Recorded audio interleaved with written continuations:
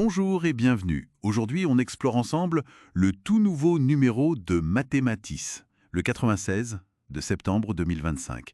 Notre idée, c'est d'aller chercher les points forts, les innovations pour l'enseignement des maths. Au programme, un peu de tout. Du patrimoine scientifique, de l'intelligence artificielle, bien sûr, des outils numériques très concrets, et puis aussi des regards un peu critiques sur l'éducation. Prêt? On y va. Oui, bonjour. C'est un numéro effectivement très dense.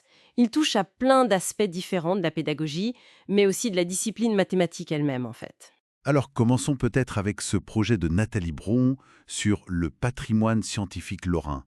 J'ai trouvé ça assez fascinant, cette idée de transformer Émilie du Châtelet ou Poincaré en personnage de BD pour rendre les maths plus humaines. C'est ça l'idée. C'est tout à fait ça. L'objectif, c'est vraiment de rendre les maths moins abstraites, plus incarnées, en les reliant à des figures comme ça locales, à leur histoire. Et c'est une approche qui mélange les disciplines, qui intègre même une réflexion un peu philosophique. Ah oui, hein. Sur quoi par exemple? Sur la nature de la vérité scientifique, ce genre de choses, ça rend le sujet, disons, plus accessible et puis plus stimulant pour les élèves, je pense. D'accord. Alors, on passe de l'histoire à du très pratique. La revue présente aussi des outils concrets. Il y a Codex, c'est ça? Exactement, oui. C'est Mireille Coillac et son équipe qui présentent Codex. Alors, c'est une plateforme gratuite avec plus de 300 exercices interactifs en Python. Bah oui, 300 quand même. Oui, et c'est accessible sans inscription pour le lycée, le supérieur. C'est vraiment un bel exemple de projet collaboratif qui est né grâce à la Forge Edu. La Forge Edu, c'est l'initiative pour les outils livres, ça. C'est ça, exactement, pour promouvoir les outils numériques libres dans l'éducation. Codex met vraiment l'accent sur l'entraînement, l'autonomie de l'élève. Gratuit et sans inscription, c'est un vrai plus, ça. Qu'est-ce qui le distingue particulièrement d'autres plateformes Python? Je dirais que sa force, c'est vraiment son développement qui vient du terrain, des enseignants, et puis son intégration dans cet écosystème du logiciel libre éducatif français, et sa simplicité d'accès, bien sûr. Il répond vraiment à des besoins précis, quoi. D'accord, je vois. Dans un autre style, un peu plus défi personnel, il y a Angelo Laplace qui raconte son aventure pour calculer les 10 000 premières décimales de pi. Qu'est-ce qui est intéressant là-dedans? Ah, c'est un témoignage assez sympa, en fait. Ça montre bien la démarche de recherche, même si c'est une échelle modeste. Il explique bien les difficultés techniques, hein. Par exemple, gérer les retenues en Python pour des calculs de haute précision, c'est un classique. Oui, j'imagine. Mais voilà, il raconte aussi la satisfaction de surmonter ces blocages. On sent la persévérance qu'il faut, quoi. D'accord. Et de la programmation un peu pointue, on passe à l'organisation du quotidien avec Cyril Iaconelli.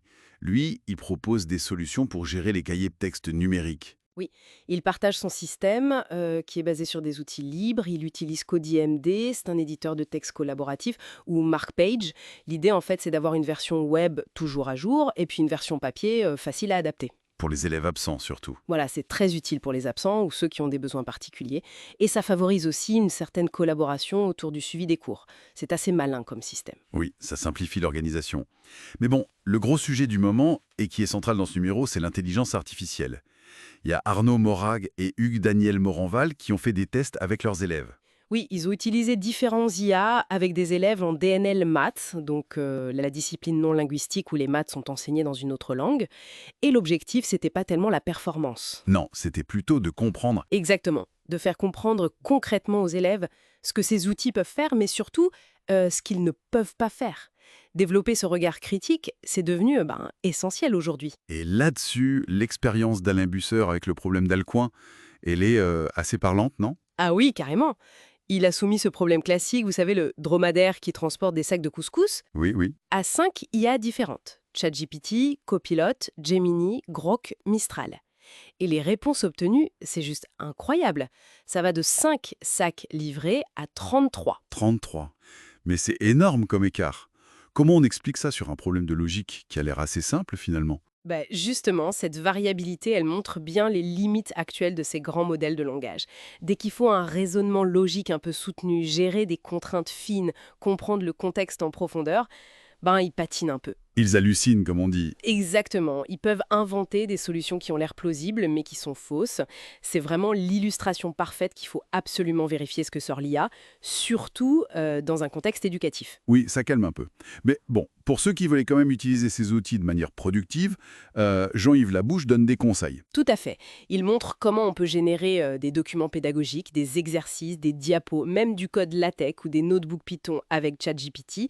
Mais, et il insiste beaucoup là-dessus, ça demande un vrai dialogue avec l'IA, des ajustements, des allers-retours. C'est pas magique, quoi. Non, ce n'est pas une solution miracle clé en main. C'est plus un assistant qu'il faut bien guider en fait. D'accord. Et pour finir, il y a une prise de hauteur avec le rédacteur en chef, Gérard Kuntz. Oui, lui, il propose une réflexion plus large, un regard personnel et assez critique sur 50 ans d'évolution de l'éducation nationale. Il parle des opportunités professionnelles d'avant, de ce qu'il appelle les lentes dérives actuelles du système, Ah oui? et du potentiel des enseignants qui lui semblent sous-utilisés. C'est une analyse plus politique, structurelle des crises que traverse l'éducation aujourd'hui. Bon, voilà un aperçu rapide, mais quand même assez riche de ce numéro 96.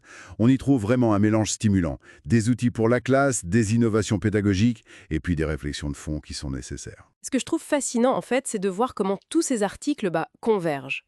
Qu'on parle du patrimoine, d'un outil comme Codex, ou qu'on interroge l'IA, tout ça nous ramène à une question centrale. Comment on enseigne et on apprend les maths de manière pertinente, critique, dans ce monde qui change si vite. Et la question derrière, c'est celle de l'équilibre finalement.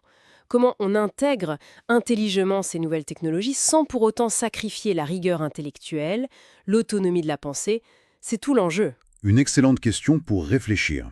Pour explorer tous ces articles plus en détail, eh bien rendez-vous sur le site de la revue, revue.cesamat.net. Merci de nous avoir suivis pour cette exploration. Merci, à bientôt.